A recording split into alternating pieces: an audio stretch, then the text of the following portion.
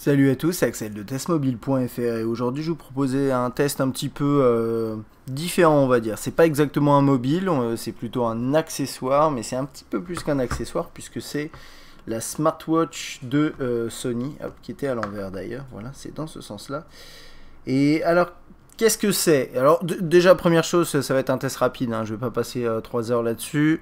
Moi, c'est un produit personnellement que je n'achèterai pas parce que, non pas parce que je ne l'aime pas, mais plutôt parce que je n'ai pas trouvé d'utilité vraiment, vraiment très importante par rapport à ce que je fais avec mon appareil, mais je la trouve intéressante et on va en parler. Alors pour commencer, qu'est-ce que c'est? C'est pas une montre autonome à proprement parler, elle dépend vraiment, enfin, elle dépend complètement de votre smartphone. Alors ça peut être n'importe quel smartphone Android. Je pense qu'il y a une histoire de version. Je ne suis pas sûr, mais en tout cas tous les smartphones Android récents, même si vous êtes en moyenne gamme, ça tournera. Là par exemple j'ai un Galaxy Nexus et ça fonctionne bien. Ça fonctionne bien sûr peut-être même mieux avec les appareils de la gamme Xperia, mais j'ai pas trouvé de particularité. Mais en tout cas ça fonctionne vraiment avec tous les appareils Android du moins récents. Et ça ça se connecte en Bluetooth. Donc ça c'est vraiment sa particularité, c'est qu'elle n'est pas autonome. Et je tiens à le souligner parce que c'est par exemple pour le tracking GPS, pour tout ce qui est sportif, il va falloir avoir le téléphone avec vous. Alors soit dans un petit sac, soit dans votre poche ou quoi. Mais si je devais la comparer, et de toute façon il y aura un petit comparatif qui sera fait a priori, avec par exemple la Moto Active de Motorola, c'est vraiment deux produits totalement différents. Alors, ce que vous allez pouvoir faire avec cette montre, finalement, c'est contrôler certaines fonctionnalités de votre smartphone pour un accès rapide à certaines informations ou pour contrôler, par exemple, la lecture musicale, rappeler quelqu'un, ce genre de choses. Donc, ça fonctionnera encore mieux si vous rajoutez à ça, par exemple, un truc comme ça, voilà, un kit sans fil Bluetooth pour discuter avec les personnes. Donc, par exemple, vous faites rappel dessus, vous téléphonez avec la personne, etc., etc.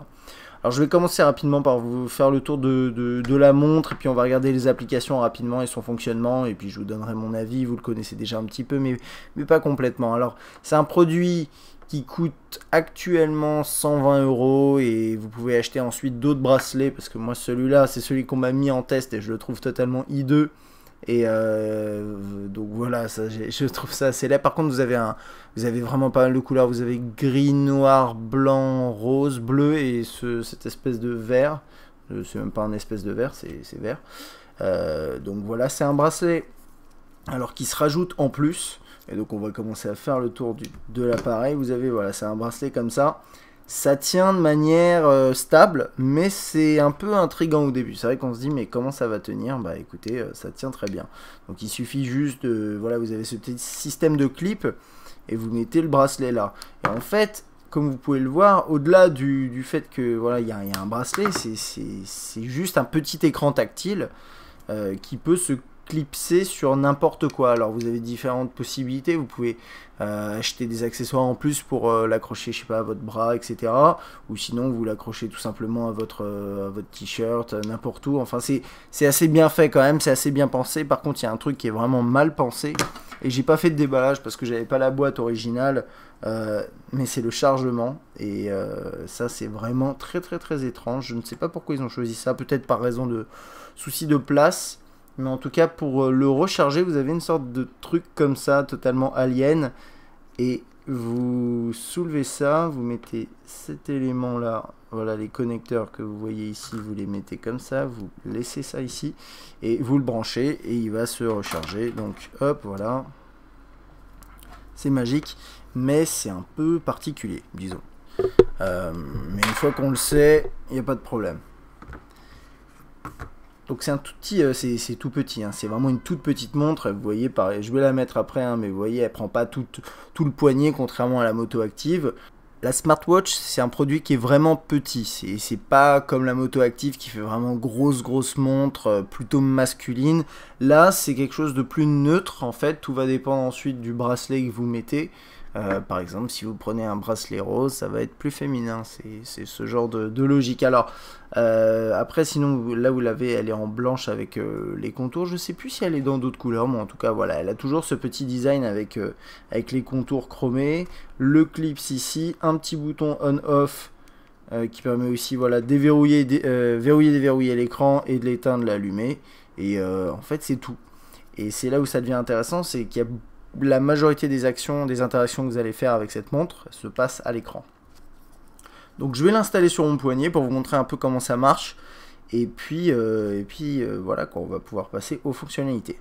Ok, alors c'est un peu particulier comme test, hein, mais c'est un produit un peu étrange. Donc voilà, un peu différent en tout cas de ce qu'on a l'habitude de tester. Donc c'est normal. Alors en fait vous avez un menu avec toutes vos applications qui vont s'afficher comme ça.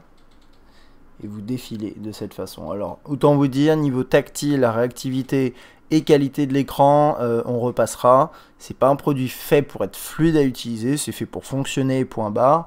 C'est du capacitif, mais c'est loin d'être fluide. Hein.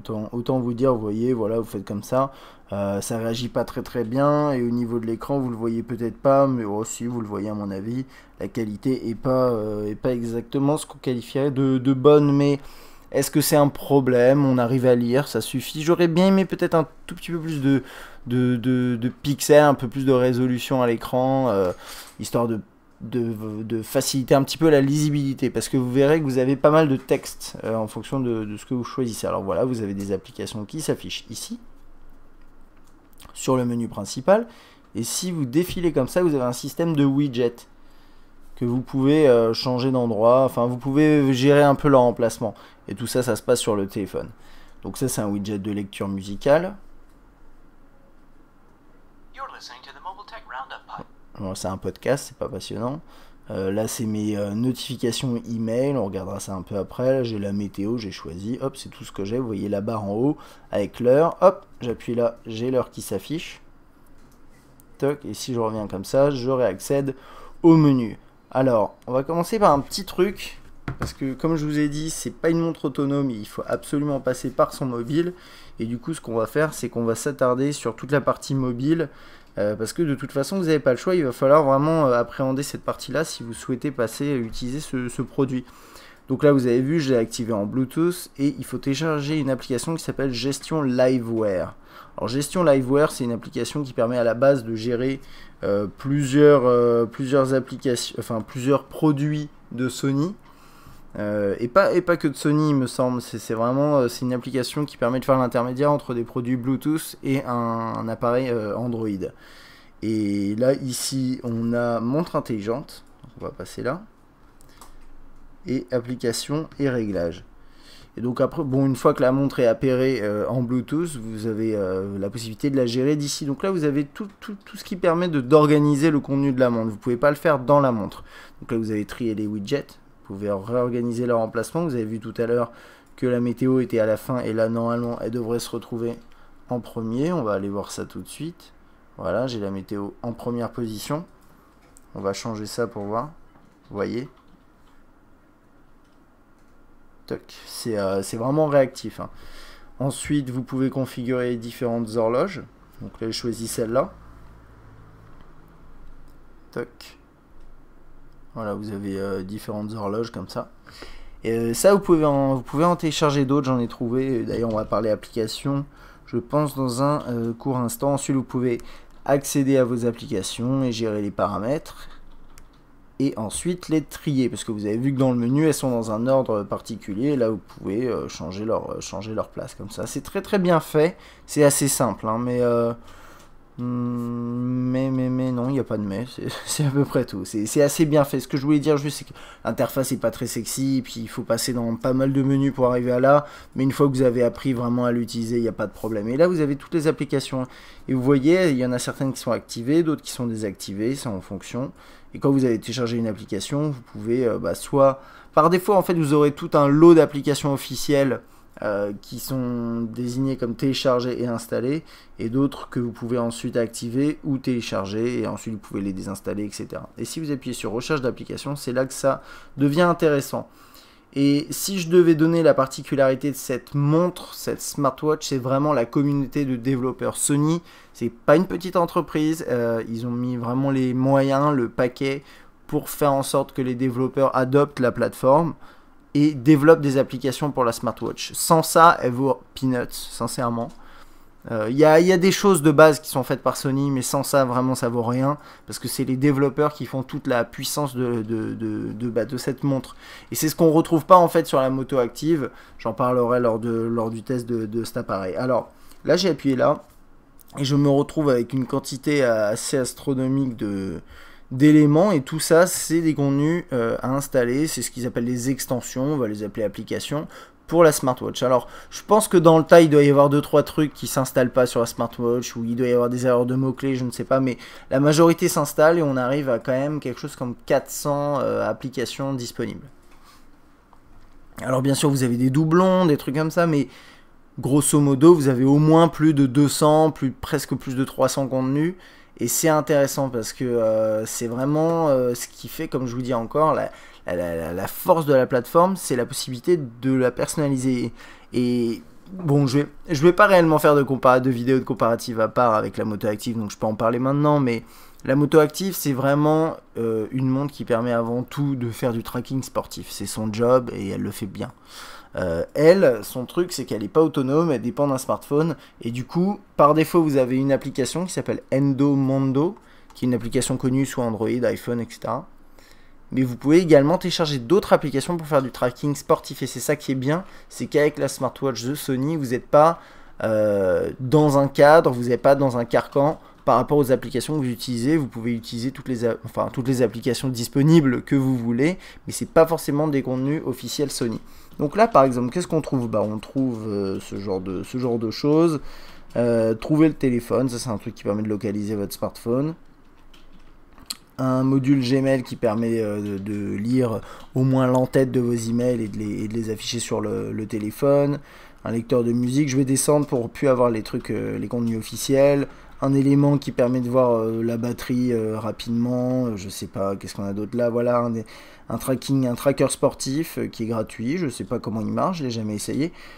Ce qu'on va faire, c'est que alors je sais pas si c'est pour une smartwatch ça par contre. Bon, vous voyez par exemple, Fix from for Smart. Oh, peut-être. Bon, attendez. Smart Training, attendez, je vais peut-être en installer une autre. Je voudrais quand même vous montrer comment ça fonctionne quand on installe une application. Custom Watch, ça c'est payant. Viewfinder, allez, c'est parti. Donc là, voilà, c'est une application non officielle. On n'a pas beaucoup de téléchargements, on en a 10 000 parce que bon, on est quand même sur une niche ici. Hop, je l'installe. Une fois qu'elle est installée, normalement, elle devrait apparaître ici. Mais surtout, elle devrait apparaître directement sur mon téléphone. Et donc là, comment ça s'appelait déjà? Je ne sais plus. Vfinder. Pas Vfinder, Finder, F-Finder, quelque chose comme ça. Voilà, elle est là, elle est en bas. Je vais aller voir sur la montre comment ça se passe. Et hop. Viewfinder. Et ici. Et moi... Je vais essayer de voir si ça marche. Ouais, ça marche. Alors c'est un peu lent, là je suis en train de filmer en fait avec mon téléphone. Vous voyez ici. Et donc voilà, ça donne ça. Donc ça c'est une application et je vous ai montré un peu du coup comment ça fonctionne une installation d'application. C'est quand même rapide et ça fonctionne bien. Certes ça manque de fluidité, mais vous avez du contenu quoi. Et c'est ça qui est vraiment important hein, avec cette montre. Je vais repasser vite fait sur le Play Store. Bon, il y a quoi? Il y a des jeux, des petits jeux. Il n'y a pas beaucoup de jeux quand même. Il y en a quelques-uns, mais c'est surtout des contenus utiles un peu. Bon, Time Runner, qu'est-ce que c'est que ça? Voilà, et c'est plutôt une application Android, mais Smartwatch Support. Bon, allez, hop, on va essayer. Et puis après je repasserai sur la montre, mais c'est juste pour vous montrer un petit peu ce qu'il y a. Et c'est ça qui est vraiment important. Donc hop, je lance Time Runner. Alors, je ne vais pas la lancer, l'application. Normalement, si ça fonctionne bien, elle devrait s'installer également ouais, voilà, sur la montre. Time Runner. Ok. Please start workout on phone. Bon, très bien, ça c'est une application qui dépend de ça. Ça me dérange pas des masses. Je connais pas cette application, mais c'est pas grave, on va voir. Toc. Warm up. Press me when ready for first one. On va faire OK, je sais pas ce qu'il va faire. Bon, voilà quoi. Et donc là, l'application affiche les informations relatives à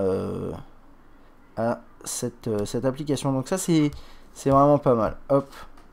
Voilà. Et puis c'est à peu près tout. Je vais juste vous montrer du coup en fonction des applications, vous avez certains paramètres. Alors là, on n'a rien du tout. Mais je sais pas, pour ça, vous avez d'autres paramètres. Ce genre de choses. Et maintenant, du coup, je vais passer à la montre et au menu. Alors, il y a un petit truc à savoir. Pour revenir en arrière, il faut pincer l'écran. C'est une gestuelle que j'ai eu du mal à maîtriser au début, puisque c'est un petit peu étrange de faire un pincement sur l'écran. Je le trouve toujours un petit peu dommage. J'aurais bien aimé avoir un bouton, je pense. Mais à l'utilisation, on s'y habitue. Et bon, finalement, pourquoi pas, je dirais, pourquoi pas.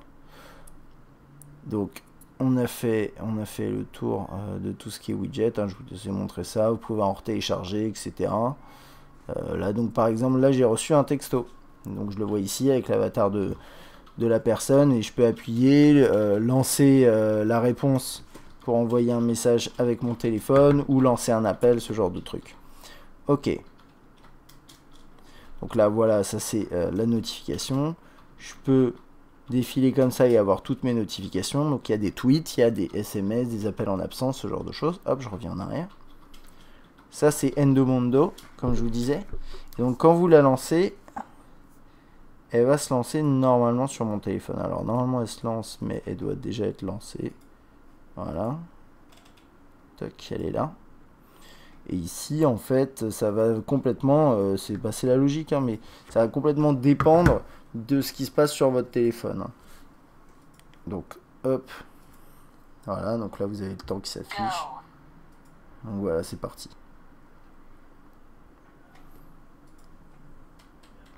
Je crois qu'on peut couper, on peut mettre en pause. Ouais, voilà. Je peux mettre en pause et arrêter le tracking. Et voilà, ma course est terminée. Donc pour ça, il faut avoir le téléphone sur vous en permanence, ce qui est un peu ironique puisque d'après moi, le but de la montre, c'est de ne pas justement avoir le téléphone dans la main ou dans la poche quand vous courez, c'est pas agréable. Moi, ce que j'ai trouvé comme solution, c'est d'avoir il y a des petits sacs à dos faits pour les gens qui courent ou des trucs que vous accrochez. Parce que l'avoir au bras plus la montre au poignet, c'est pas forcément très pratique. Mais vous avez du coup quand même la possibilité de visionner vos données directement pendant que vous courez. Ça c'est quand même agréable. Donc ça c'était pour ça. Ça c'est les messages. Bon, ça regroupe tous vos messages. Les tweets. Alors il faut savoir que toutes les interfaces se ressemblent. C'est toujours un petit peu comme ça. Donc avec le message qui s'affiche. Parfois il y a un avatar. Vous appuyez là-dessus et là vous avez ça. Et bon, il y a des trucs un peu étranges. Genre par exemple ouvrir dans le téléphone. Donc ça c'est pour ouvrir le tweet dans le téléphone. Là, il va me demander ça, je vais dire ça. On va attendre un peu. Voilà, il m'a ouvert le tweet. Ok. Réponse sympa. Alors, je crois qu'on peut changer ces réponses préprogrammées, mais si j'appuie sur sympa, il va envoyer sympa à la personne. Voilà, donc ça permet de répondre rapidement et de retweeter. Et là, je viens de retweeter sans faire exprès. Alors, du coup, ça me permet d'aborder un point que dont je voulais vous parler, c'est le fait que c'est très facile avec cet écran et tous ces petits boutons de faire des fausses manips parce que l'écran est pas très réactif et les boutons sont... À la fois c'est pas très réactif et à la fois ça va faire des actions que vous n'avez pas envie. Par exemple là j'ai galéré un peu pour appuyer sur le menu et puis là je vais vouloir faire peut-être un pincement et ça va appuyer sur retweeter. Tout à l'heure j'ai quelqu'un qui m'a envoyé un texto. Je l'ai lu ici, j'ai appuyé pour retour pour revenir en arrière. Je me suis trompé, ça a envoyé appelle-moi en réponse automatique à la personne et la personne m'a appelé. Qu'est-ce qui se passe? Bah non, il se passe rien. C'est moi qui ai fait une erreur de manip. Donc c'est ce genre de choses. Ça peut arriver. Bon, ça c'est une question aussi peut-être d'habitude. C'est vrai que moi je suis pas encore très habitué. très habitué au système. On défile, on a Gmail où on a juste l'en-tête. Enfin, pas forcément que l'en-tête, mais on a là, c'est le dernier Gmail que j'ai. Et j'ai vraiment le sujet du mail. Je peux pas bien sûr y répondre ni rien, mais je peux l'ouvrir sur mon téléphone. Ça permet de visionner très rapidement votre mail. Par contre, moi je sais que typiquement, mais ça c'est bon, un peu particulier, mais pour des commentaires de blog, quand je reçois des commentaires par exemple sur Test Mobile, le sujet c'est toujours le même, il est assez long, c'est commentaire sur Test Mobile, machin, bah du coup je peux pas lire du tout le commentaire, je peux juste lire le titre, et c'est toujours le même, donc c'est pas intéressant. C'est ce genre de choses, ça c'est trouver votre téléphone, et je me suis trompé, c'est pas ce que je voulais faire, trouver votre téléphone.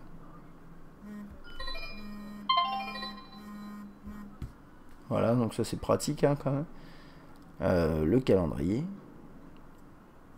Et je me suis trompé tout à l'heure, j'ai pas appuyé sur Gmail, voilà, vous voyez, j'ai appuyé sur calendrier.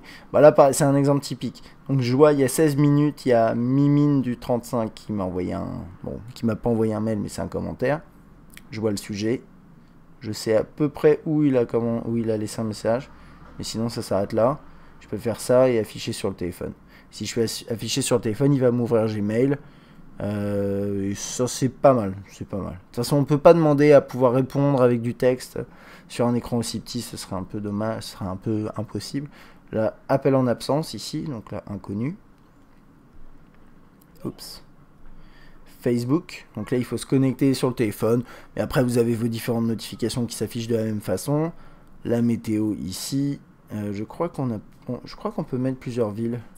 Je me rappelle plus exactement comment on fait, je pense qu'il faut accéder aux paramètres dans l'application ici. On a le lecteur musical, le contrôle de la lecture musicale. Donc là, comme je disais, c'est un podcast, mais c'est comme ça que ça marche. Et c'est pas trop mal, c'est pas trop mal. C'est vrai que pour la musique, pour avoir utilisé la moto active, j'aime bien quand même les boutons physiques pour accéder rapidement à certaines fonctionnalités phares. Mais pour la musique, vous pouvez utiliser le widget. Hop, qui se passe comme ça. Donc bon, ça peut compenser le fait que vous n'ayez pas de bouton tactile. Alors ça, de bouton physique. Je vais vous montrer ça juste après. Et ça, c'est des applications que j'ai installées. Donc vous avez vu tout à l'heure, j'ai installé ça. J'ai aussi installé Spotify. Et ça, c'est vraiment bien. C'est pas l'application officielle, c'est un développeur à côté qui a fait ça. Et typiquement, c'est vraiment, vraiment puissant comme communauté. Donc là, par exemple, vous voyez, je suis en train de lire ce fichier-là sur Spotify sur mon téléphone. Hop. Toc. J'ai juste à appuyer. Et ça allume le morceau.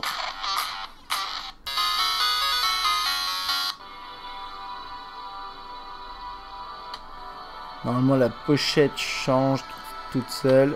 On va essayer de voir ça. Voilà.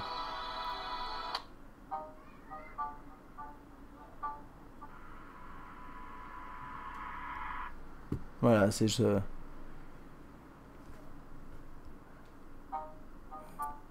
Je sais plus si on peut ajuster le volume comme ça. Non, je crois pas. Mais bon. Donc voilà, ça marche pas mal. Et ça, c'est une application tierce. Donc il peut y avoir d'autres développeurs qui font des applications peut-être un peu meilleures que ça, etc. Et je vais vous montrer rapidement aussi ça.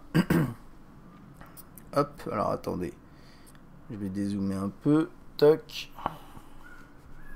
Alors du coup, vous voyez pas trop bien. C'est vrai qu'en plus avec la caméra, là, c'est pas évident. Et ça, c'est vraiment le type d'application. C'est ça qui est amusant. C'est que, alors, ouais, je sais pas, elle a un petit bug, c'est qu'elle se met à l'envers. Alors du coup, je vais enlever la montre. Ou c'est peut-être pas un bug, c'est peut-être moi qui gère pas le truc, mais je vais l'enlever. Et il y a un truc à savoir, c'est que sur un écran de cette taille, forcément, vous avez des problématiques de lisibilité.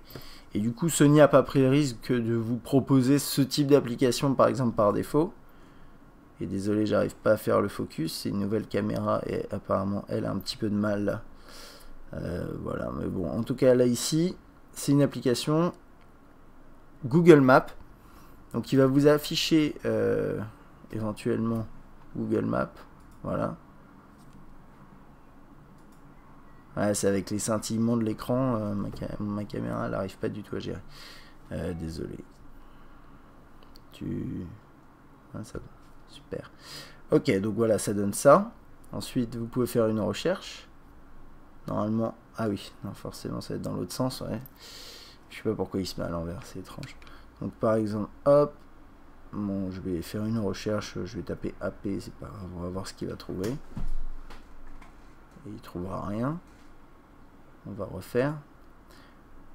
Alors vous voyez, c'est encore une fois, ça montre bien pourquoi on peut pas taper dessus comme ça, c'est parce que c'est pas facile. C'est même un peu compliqué. Et donc là, voilà, je dis Paris. Je fais OK. Et normalement, il me calcule un itinéraire. En tout cas, tout à l'heure, c'est ce qu'il m'a fait. Alors, on va voir. Non, là, il n'a pas l'air de vouloir calculer grand-chose. Ok. Mais bon, dans tous les cas, voilà, c'est ce genre d'application. C'est un peu buggé, ça marche pas toujours très bien, mais il y a quand même une communauté derrière qui est capable de vous pondre des contenus. Je pense avoir terminé avec cette petite montre. C'était un petit test. Disons que moi, j'en vois pas d'utilité réelle, en tout cas pour moi. Mais je pense qu'il y a beaucoup de personnes qui, notamment, je sais pas, ceux qui se déplacent beaucoup, qui n'ont pas forcément envie de sortir leur terminal, leur smartphone en permanence de leur poche, qui apprécieront d'utiliser un module comme ça qui permet de contrôler quasiment toutes les fonctionnalités de votre smartphone. Alors pas exactement, mais c'est une sorte de widget sur votre poignet qui permet parfois d'aller un peu plus loin, comme cette application-là pour Google Maps, ou bien le Viewfinder qui permet de prendre des photos plus discrètement par exemple, ou de manière différente, plus simple, je ne sais pas, les différents systèmes de tracking, etc. C'est pas mal, c'est bien fait, la communauté est grosse, et ça c'est vraiment encore une fois la grosse force de ce terminal. Par contre, je trouve que niveau design c'est assez banal, avec un bracelet noir peut-être qu'elle rendrait mieux, je sais pas. Elle est légère donc ça va. Par contre, ce que je voulais dire, c'est que je suis un peu mitigé sur le fait qu'elle soit pas au moins un peu autonome au niveau du GPS. J'aurais bien aimé pouvoir aller courir sans avoir mon téléphone sur moi, mais bon, ça fait partie du fonctionnement de cet appareil, donc vous n'avez pas forcément le choix. Et puis la qualité de l'écran qui est pas génial, et donc ça c'est la qualité pour la lisibilité, et puis le côté tactile qui est un petit peu galère parfois, vous allez faire des mauvaises manips, ça demande pas mal d'entraînement entre guillemets pour pouvoir l'utiliser correctement, ça c'est un petit peu dommage. Mais sinon, grosso modo, moi j'ai pas testé aujourd'hui beaucoup d'appareils de ce style, et peut-être que si ça vous plaît je pourrais le faire de plus en plus. Mais je trouve que pour un premier test d'appareil de ce type là, je trouve ça intéressant. Même si pour moi, encore une fois, pour mes besoins, je ne vois pas de réelle utilité. Mais je pense que certains lecteurs seront intéressés par ce produit. Voilà, donc pour 119 €, c'est pas forcément cher. D'autant plus que vous avez cette communauté derrière, et ce qui, d'après moi, représente le gros point positif de ce produit. S'il n'y avait pas cette communauté, il n'y aurait rien du tout. Le produit n'existerait pas pour moi. Voilà. Donc ça c'était pour mon petit test, petite présentation, appelez ça comme vous voulez, de la Sony Smartwatch. Donc il y a une petite montre accessoire qui fonctionne avec un terminal Android sans fil en Bluetooth. J'espère que cette vidéo vous a plu. Si vous avez des questions, n'hésitez pas à les poser sur YouTube ou sur testmobile.fr. A bientôt.